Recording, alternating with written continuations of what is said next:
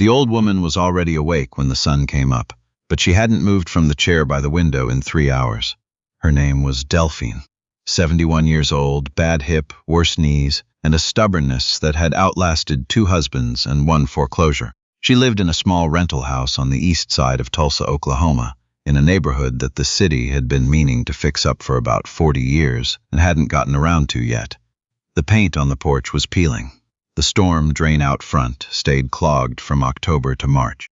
The woman 2 doors down had a dog that barked at the moon. Delphine didn't complain about any of it. She had raised her grandson here, in this house, and the house had held. His name was Tobias, not the Tobias in the file, a different one entirely, a 22-year-old with his grandmother's cheekbones and his late mother's habit of going quiet when he was thinking hard about something. He worked the early shift at an auto parts warehouse 3 miles away, clocking in at 5:30 in the morning and clocking out at 2 in the afternoon, 5 days a week, sometimes 6, when the floor manager needed bodies. He made $14 an hour. He sent 200 of it to Delphine every month without her asking, and she accepted it without making a fuss, because she understood that accepting help gracefully was its own kind of dignity. That Tuesday morning in March, Tobias was walking to the bus stop at the corner of Archer and Greenwood. It was cold. The kind of cold that comes in off the plains with nothing to slow it down, and he had his hood up and his hands in his pockets and his mind on the inventory audit that was due by Friday. He heard it before he saw it. Not a fight, exactly. More like the sound of something inevitable. Raised voices, a scrape of boots on concrete, the particular silence of a crowd deciding it wasn't going to get involved. He came around the corner and stopped. There was a woman on the ground outside the pharmacy. She was maybe 60, white hair, dressed like she'd been on her way somewhere important. Nice coat, good shoes, the kind of purse you save up for. She had her back against the brick wall and her arms up in front of her face, and she was saying something quietly, over and over, that Tobias couldn't make out from where he stood. Standing over her were 3 men, young, early 20s at the oldest, in the particular uniform of people who had decided the world owed them something. Expensive sneakers, gold chains, the specific brand of entitlement that comes from never having been held accountable for anything. One of them had her purse. Another was going through it. The third was standing with his arms crossed, watching the street, and that was the one who noticed Tobias first. There were people on the sidewalk, a man in a delivery uniform, a woman with a stroller who had stopped moving but hadn't pulled out her phone, a teenager with earbuds in who was watching from across the street, with the detached attention of someone watching a video that wasn't quite interesting enough to share. Nobody was doing anything. Tobias looked at the woman on the ground. She had stopped saying whatever she was saying. She was just watching the man go through her purse now, with the expression of someone who had already calculated that resistance would cost more than she had. He walked forward. Later, people would ask him what he was thinking in that moment, and he would shrug and say he wasn't thinking much of anything. That was probably true. There's a version of courage that comes after a lot of deliberation, and there's a version that just moves before the brain has time to weigh in. Tobias had always been the second kind. Hey. His voice came out steadier than he expected. Put that down. The 3 men turned. The one with his arms crossed, the one who'd spotted him, took a step forward. He was bigger than Tobias. Most people were bigger than Tobias. Tobias was 5'10" on a good day. Lean in the way that warehouse work makes you lean, without the bulk that made people reconsider their decisions. You want to walk away, the man said. Not a question. I don't think I do, Tobias said. What happened next took less time than it takes to describe it. The man who'd been going through the purse looked at Tobias. Tobias looked back. There was a long beat where the whole intersection seemed to hold its breath. The woman on the ground, the bystanders who were still not doing anything, the cold March wind coming off the plains. And then Tobias reached into his pocket and pulled out his phone. I'm calling 911, he said. And you're on camera. He nodded toward the pharmacy's security camera mounted above the door. Both of them. It wasn't a bluff. It also wasn't a fight. It was something more specific than either. It was a young man with nothing to prove, making it clear that he was prepared to follow through, and that the math on the other side of this situation had just changed. The man with the purse dropped it. Not because he was scared, exactly, more because the calculation had shifted. 3-on-1 with bystanders doing nothing is one kind of mourning. 3-on-1 with a phone out and a security camera and a kid who clearly wasn't going to back down is a different kind of morning. The first kind you walk away from clean. The second kind has consequences. They left. Not running, that would have been an admission of something. But walking fast, the way people walk when they've decided that a situation isn't worth their time. Tobias watched them go. Then he put his phone back in his pocket and crouched down next to the woman on the ground. "You okay?" She looked at him. Her hands were shaking, but her eyes were clear. "My hip," she said. I think I might need a minute."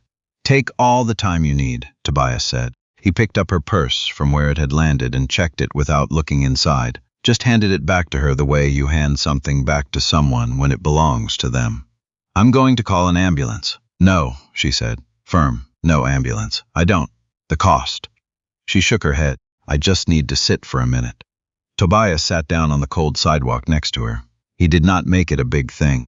He just sat, the way you sit next to someone who needs company more than they need commentary, and he waited while the bystanders slowly dispersed and the delivery man went back to his route and the teenager across the street put his earbuds back in. Her name, she told him after a while, was Meredith Vance. She was 63 years old. She had been on her way to the pharmacy to pick up her husband's blood pressure medication when the three men had followed her from the parking lot. Her husband was named Douglas. He'd had a stroke 8 months ago and couldn't drive anymore. She came out every Tuesday. Tobias listened. He didn't perform sympathy, didn't make the noises people make when they're signaling that they care while their mind is somewhere else. He just listened, and when she was done, he helped her stand up, and when she was steady, he walked her inside the pharmacy and waited while she picked up the prescription, and then he walked her to her car. "I don't know how to thank you," Meredith said, standing at her driver's side door with her keys in her hand. I want to give you something. I'm going to miss my bus," Tobias said. "You drive safe, Miss Vance." He walked back to the corner. The bus had come and gone. He called his floor manager and explained he'd be 20 minutes late. And his floor manager, a man named Sully, who had the personality of an industrial fan, told him that was going to be a problem. And Tobias said he understood and hung up. He was 35 minutes late to work that morning, not 20. He took the next bus. He got a written warning, which went into a file which existed in a drawer somewhere in the Tulsa warehouse of a distribution company that didn't know his name. He went home that afternoon, made dinner for himself, called Delphine, and did not mention any of it. Meredith Vance did not forget what happened at the corner of Archer and Greenwood. She was not, by nature, a woman who let things go. She had spent 31 years as a human resources director for a mid-size manufacturing company in the Tulsa metro area, and she had learned in that time that the gap between what people said about themselves and what they actually did under pressure was the only real measure of character that mattered. She had interviewed thousands of people. She had watched people behave well and badly under pressure. She had developed opinions. The young man who had sat down on a cold sidewalk next to a stranger and waited, not hovered, not performed concern, but actually waited, was someone she had formed an opinion about. She went back to the pharmacy the following Tuesday. Not because she needed to, but because she was reasonably sure he'd be passing by on his way to wherever he was going at that hour. She had noticed his work clothes.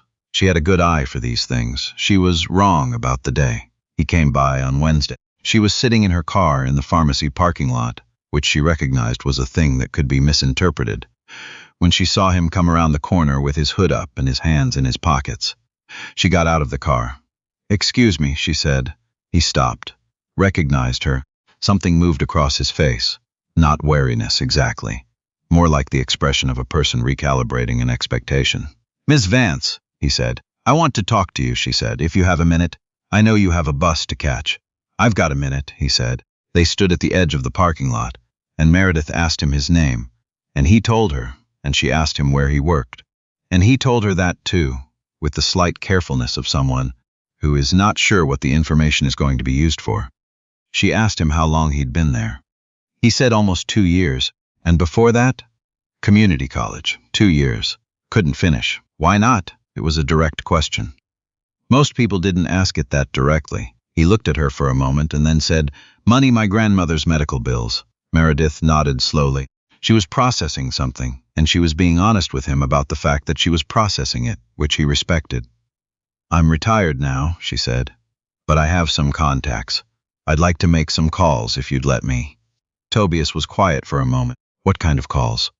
The kind that might be useful to you, she said. You don't have to say yes. I'm not asking you to say yes right now. I'm asking if you'd be willing to have a conversation. He thought about the written warning in the file in the drawer. He thought about Delphine's hip, which had been worse lately, and the physical therapy copay, and the $200 he sent every month, and what it would mean to have the kind of job where $200 was not a significant portion of what remained. Okay, he said. She gave him her card. He took it.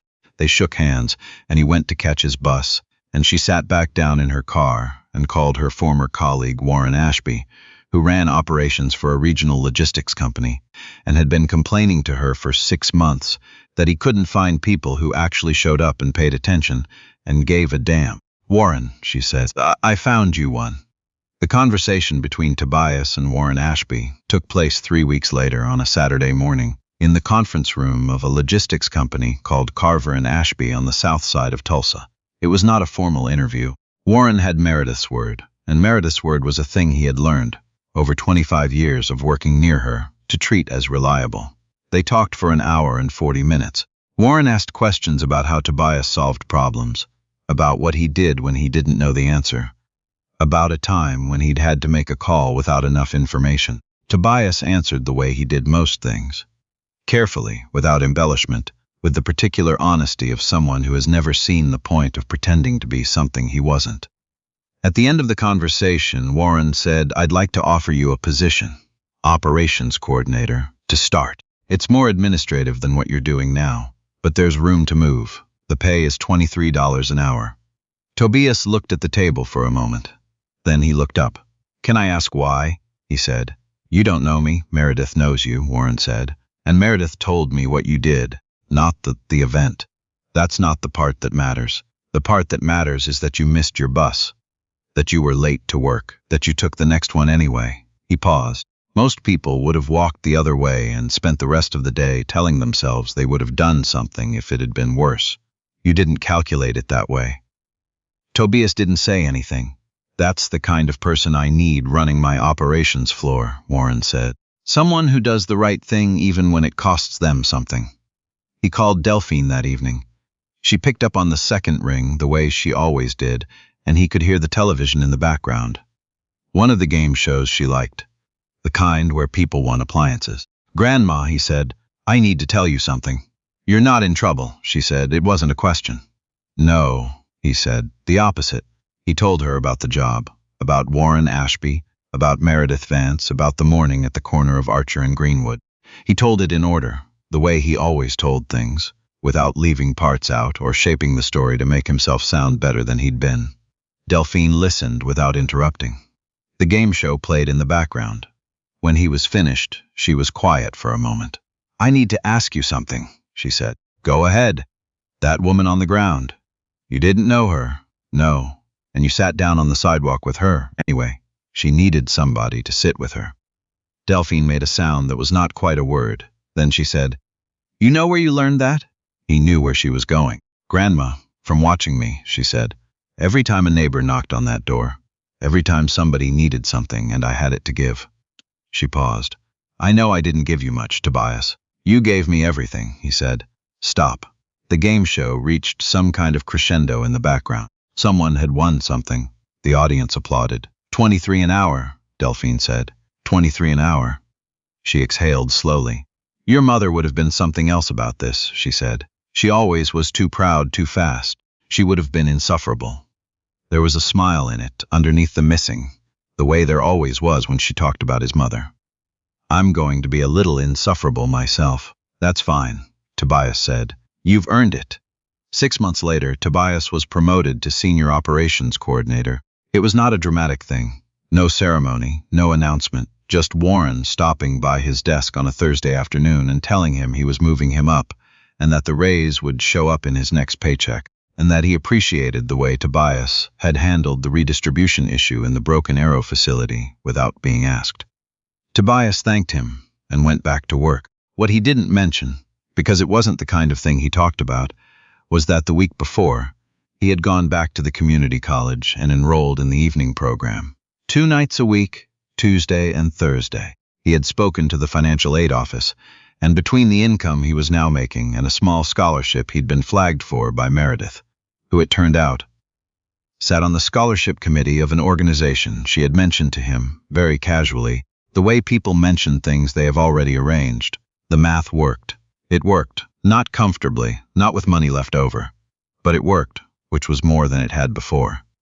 Delphine's physical therapy was covered now, fully, through the benefits package at Carver and Ashby. She had gone twice a week for 2 months, and her hip was measurably better.